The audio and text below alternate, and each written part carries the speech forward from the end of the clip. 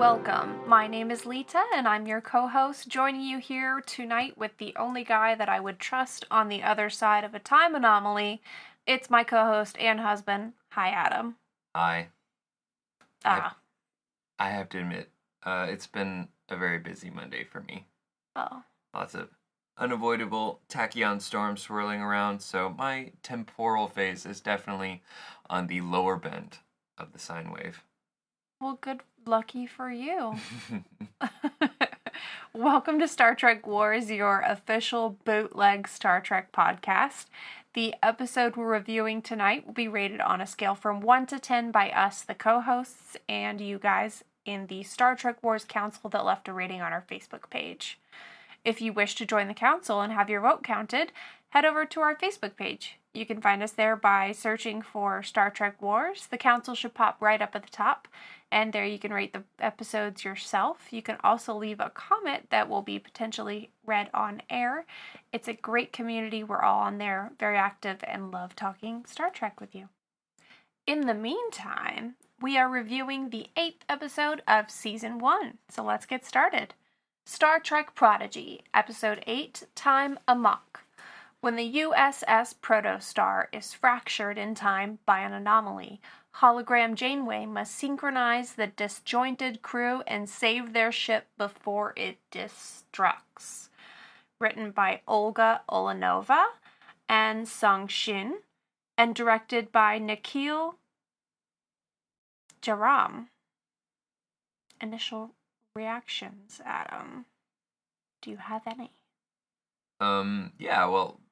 First off, I'd like to say that it's every nerd's dream to drop off into a temporal well and have as much free time to yourself to study, game, draw, while the world around you moves incredibly slowly, so no consequence on behalf of yourself. Extreme I guess you age... introvert nerd dream. very quickly.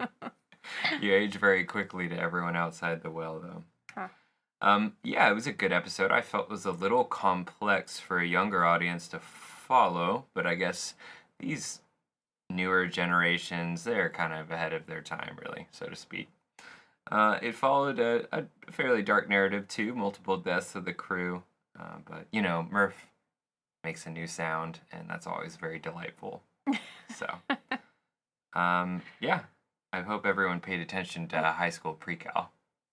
What sound did he make? It was something like... What? Oh, wait, no, that's my son. Easy to confuse. I loved it. It was so good.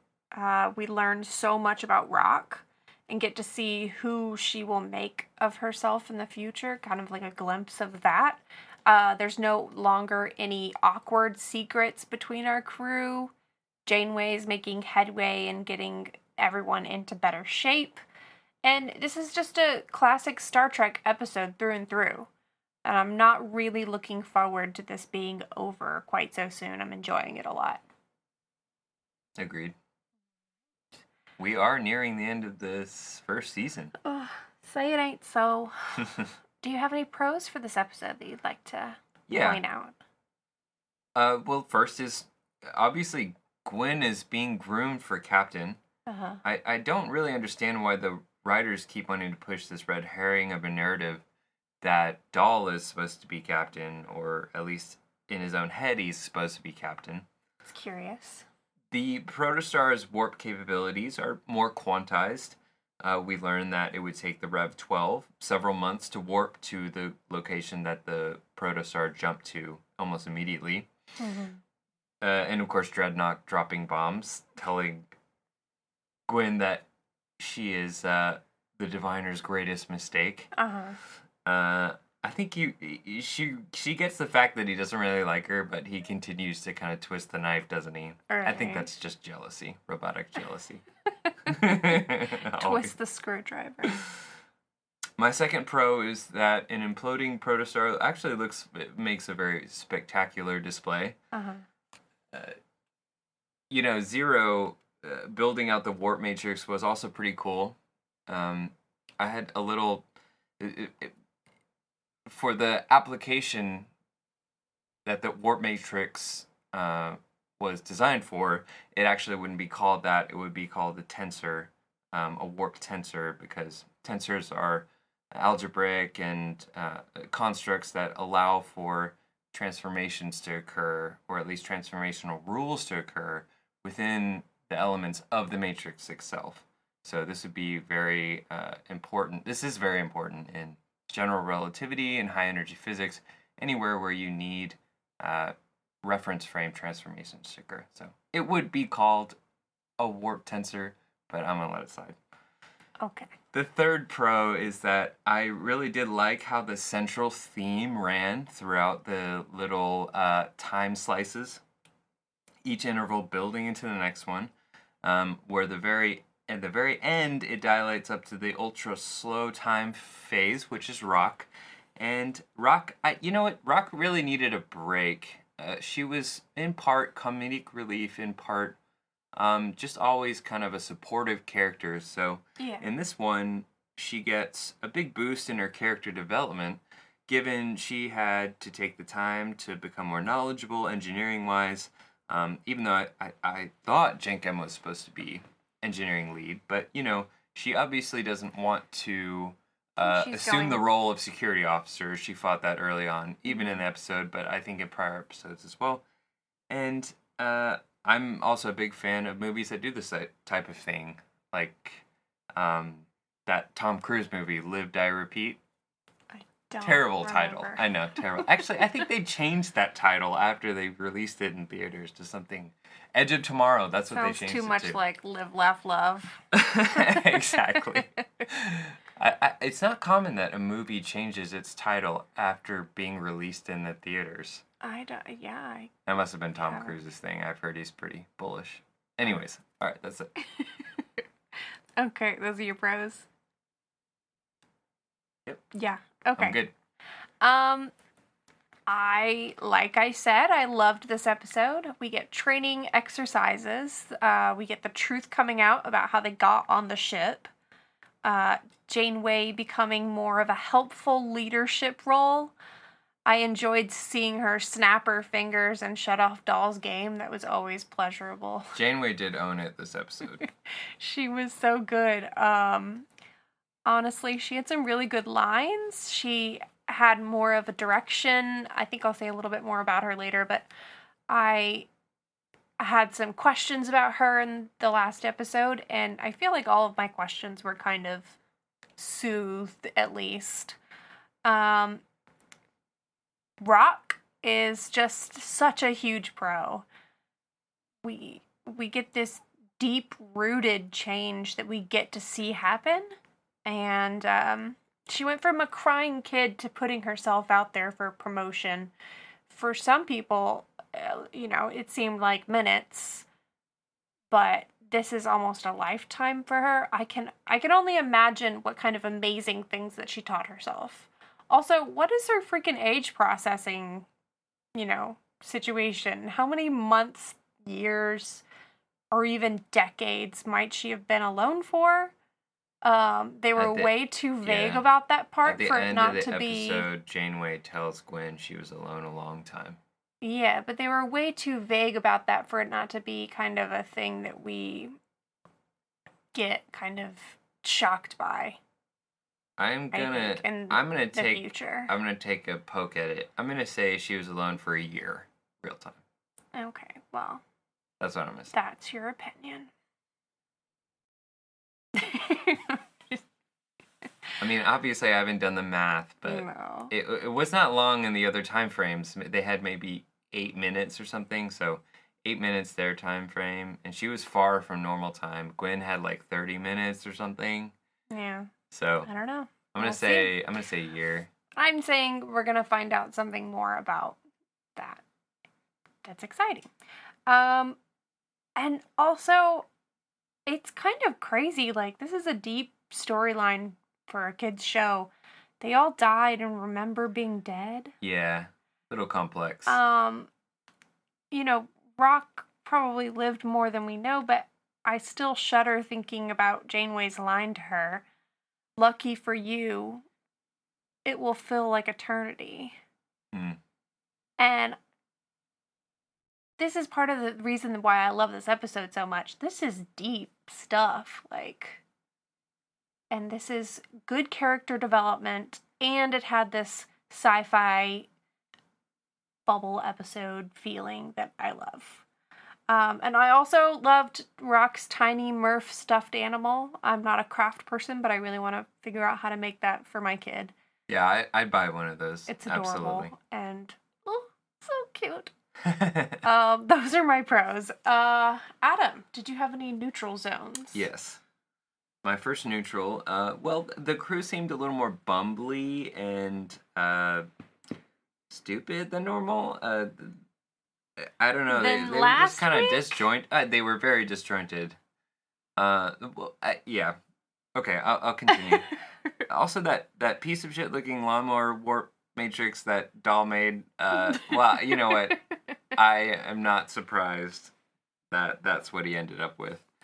And they had to, I guess his time warp ended early, or his time slice ended early, so he didn't actually get to use it. But that tachyon SARM was so avoidable, and I know this because had they actually been on the bridge like a normal Star Trek crew, they would have seen it and then just turned left. So, Dahl trying to work out the 3D printing replicator, stating there's a really big file, and I'm doing air quotes, on there that's glitching out the computer. That sounds a lot like my neighbor's, let's call him Mario's computer growing up that he had in his bedroom.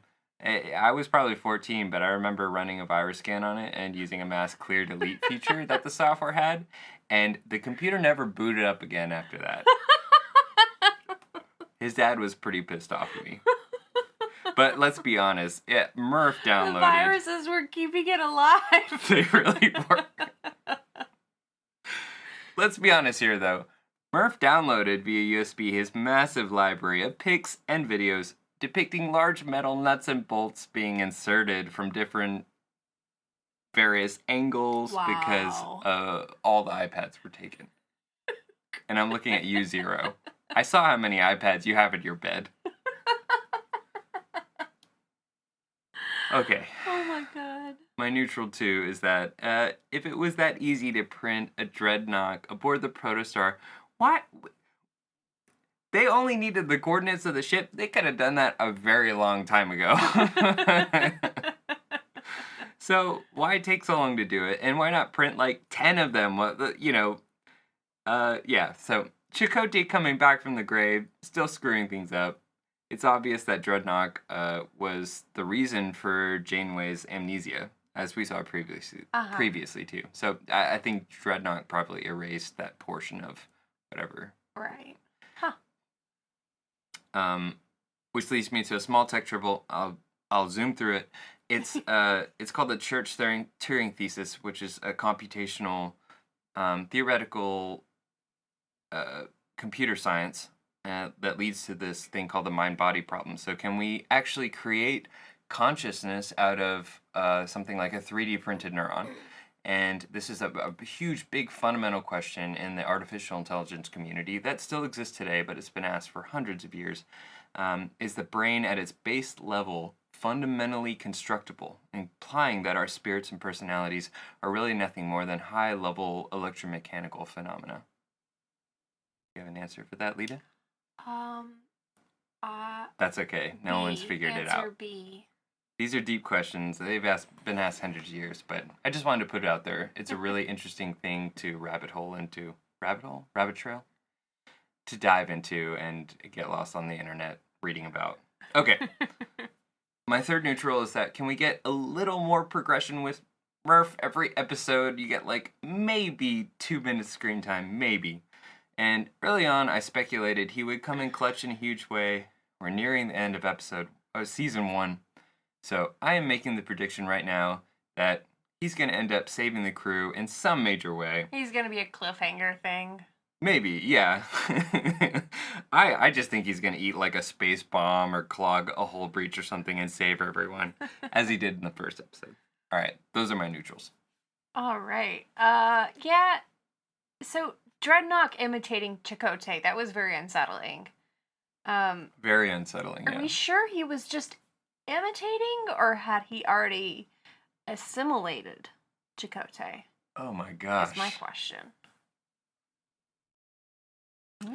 I'm not sure. I thought it was like I don't know how a Dreadnought voice works, recording. really. Yeah, Right. okay. Right. He is Yeah, you're right. It's probably just a recording. Dow proved to be a big neutral. He really didn't do much, but make Janeway kind of trust him a little bit more, maybe? I don't know, but he was a big fat neutral in this episode. And also I wanted to say that Rock looks like the Goron from Zelda. Oh, absolutely. I wonder how much inspo they drew just from Breath of the Wild alone. It's almost an exact replica. Yeah, the Gorons are, well, they eat rocks. So cute. They eat rocks for food. But they're a little more fleshy in the game. Like, they're not just composed of rock. Like, they have skin. Yeah. But yeah, I can't help but feel like they modeled it a little bit after the Zelda Gorons, yeah. Coming up after the break, we will dive into the cons, your comments, and our ratings. Welcome back, and thank you to our sponsors. Adam, I'm going to have you go ahead and go straight into your cons. Right, so my first con, and this is my biggest one, and I don't want to be that guy, but I have to, because I have 2 physics degrees, so the physics with these time phase anomalies, I just thought it was kind of lazy or dumb. First off, how can they communicate to one another via the ship's comm panels? That doesn't make any sense. You know, they're split in different temporal dimensions. Like, how would the ship be able to communicate with itself? I didn't really see any reason to that. And also, how does Gwen, although I will admit, Gwen's captain log comment, like, very stoic. She knew she was gonna die. She's like just rounding up everything, and she calls Rock and like imbibes in her a sense of purpose. That even was though a Rock, good moment. right? Even though Rock wasn't necessarily ready to accept what Gwen had to say, it resonated, and then Rock owned it. Yeah. But at the time, like taking a step back, if Rock seeing the video feed from Gwen. The time should have been dilated, so Rock should have seen Gwen talking and moving really slowly. So I just had some issues with that, but I feel like the main arc took the typical sciencey time warp route where they didn't really do any homework on the topic. But I know that they have a physicist on hand who helps with the writing, so I'm not sure where everything. There's a bit of movie magic, right. I would assume. Yeah, and let's be clear, it's not called quantum science, it's called quantum physics, and I didn't see her crack a single book in that cafeteria. I saw a ton of dishes, but not a single book. You saw all those charts and iPads might be for her. Maybe, yeah, that's true. And the CSI grade day dialogue at the end, your memory buffers never got overwritten, so I rebuilt your program. No. Alright, I'm going to put my foot down. Alright, that's my first con. My second, so the Ferengi gave up the crew, and the Diviner Dreadnought are like, let's download Dreadnought into the ship, but he just appears in the single dimension where Gwen is. You know, if it split like that, I would assume he would have appeared in all the other dimensions as well. And how they depicted Rock's time frame where Janeway throws up the wrench and it's like levitating in the air really slowly. You know, in the time frames that were accelerated, they would have experienced, I would assume, you know, based on how the show depicts it, everything around them moving really fast. So Dreadnought would have 3D printed really fast, and he would have reached the crew members really fast. So that was just kind of like, you know, that was something that also I found. I will tell you what, I am confused. And the third is that there's a little too much death for this being like a kid's show. Yeah. Other examples where it can get pretty dark. Like, I guess Camp Cretaceous also has a lot of death, and I assume this is like a similar target audience. Camp Cretaceous. Cretaceous. Oh, Not crustaceous. Wait. It's not giant shrimps flying around. Cretaceous. Sorry, yeah. This is a Jurassic Park dinosaur TV show. This is a TV show we went through really early on with our son. No, he was a toddler. He was a baby. He didn't even know what was going on. We watched it on Netflix, and it has dark moments too. So similar target audience. So and earlier, like I said, there are examples earlier on that also had dark moments too. So it's not abnormal for the show to take this route, but I think death is a different flavor. Anyways, I'm done. Death is a different flavor.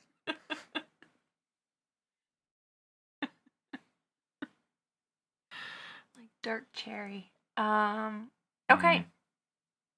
My cons. At the end of the episode, they show that the vehicle replicator is starting to make a new thingamabob. Like, whenever you realize that you've been hacked through a system that made an entire death robot to come and kill you and take over your ship, maybe, like, go and check that system, delete the file, do a factory reset or something, or just go make sure nothing else weird's going on down there. They didn't print 2 at a time or anything. There's, like, parts laying all over the floor. They didn't even think to go and check, or I don't know. Nobody thought about this, and it's so frustrating to me. They were too busy drinking the Kool-Aid and hugging and singing Kumbaya. Seriously, it's that's very frustrating. But then also when Gwen sucks the clone out, okay, I guess we should kind of go the way of Wayoon and call him Dreadnought 2, since I think we might get a few more clones of him. Mm-hmm. She sucks him out of the engineering bay, and the warp matrix gets sucked out too, that doll made. But the dilithium coupler stays? That's very handy for them. Oh, really? I guess so. They didn't have to find it again. No. Yeah, maybe, yeah. No, I think Rock found it on her own. Gwen told her. But at the end, Rock says that Dreadnought found it. Oh, that's true. Huh. So, very handy. But no, I actually really loved it. Yeah. No really huge cons. I'm going to move us on to fan comments, my favorite part of the day, where we get to hear what you say. Lainey Boylette says, I likey. I love Rock so much. She's such a classic. This is such a classic Trek situation, too. It's a bit frustrating that it's still a bit too scary for my little one, though. Right. I agree. I would very much watch how young your kid show. Is. We would have not wanted to explain that the characters had died. Jeremy Reed says, don't tell anyone, but I'm low-key enjoying the first half of Prodigy more than I've enjoyed the first half of Discovery's 4th season so far. How long was she alone? How long, you bastards? Just write it in. Just tell us. Barbara Whipple says, what a fun Star Trek-y time slip episode. Great development for Rock. I love the group finally working together, and it's funny that Janeway hologram is so clueless because you'd expect her to have all the access to the computer. But replicating the Dreadnought duplicate, that was creepy. I wonder if that happened before, and if that's how the Diviner took over the ship last time. Yeah, that's a great point. I didn't think about that, but yeah, that's probably how he got aboard in the sequence that Janeway was watching when the door opened. Yeah, great point. Adam, what do you review this episode? Well, my rating is definitely not on par with everyone else's. I gave it 7 split dimensions. Allowed to hate. even though we hate you. It's today. not really a hater rating. They kept the dialogue simple, but the storyline was a little complex. It depicts every member of the crew dying aboard an exploding Protostar, and it had darker undertones that I hadn't anticipated, and I don't really know how well a younger audience would align or understand how they were all magically saved in the end. So it was a lot of effort to essentially get Rock caught up, quote unquote, with everyone else, as she didn't really have any marketable skills prior. So yeah, I give it a 7. All right. And I gave this episode 9 Zulu X-Ray 471s. A little bit less deep than yours. 9. I loved it. It was fun. Adam, do you have a next time on? Well, my next time is after their initial conversation. Nandi and the diviner begin to FaceTime more. Sometimes not realizing that the conversations last for hours on end. When a surged data bill arrives weeks later, Dreadnought confronts the diviner, stating the wages they receive from the Chimerium slave mine versus cost of living aboard the Rev 12 won't cover the bill entirely. The diviner, out of options, attempts to 3D print a dreadnought aboard the damsel to steal some old artifacts and teleport them back to the Rev 12. Nandi awakens in the night to loud clanking and metallic thuds.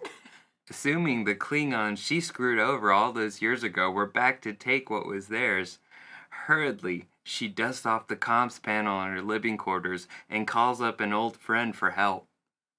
Quark blocks the call.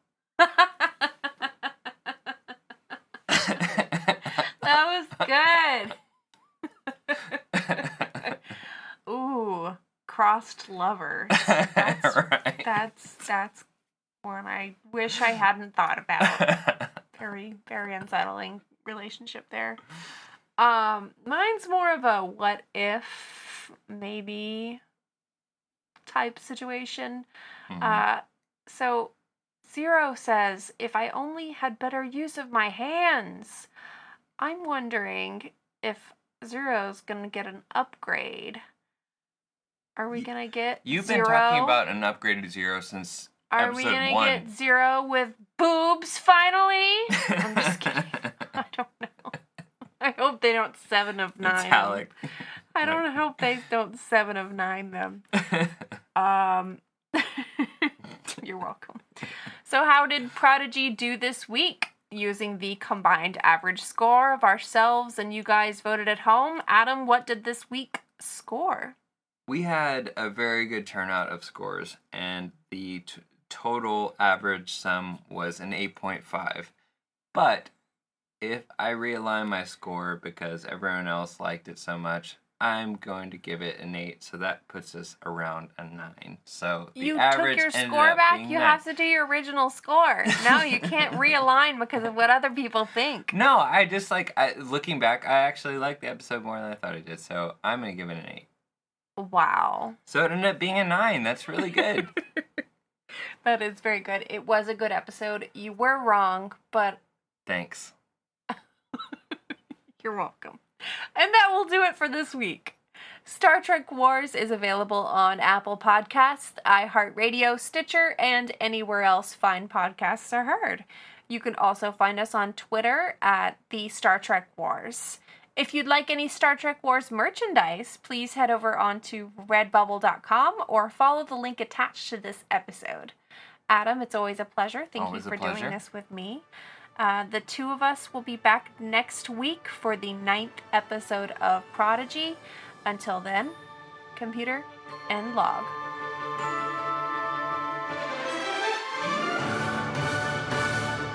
Thanks for listening to Star Trek Wars.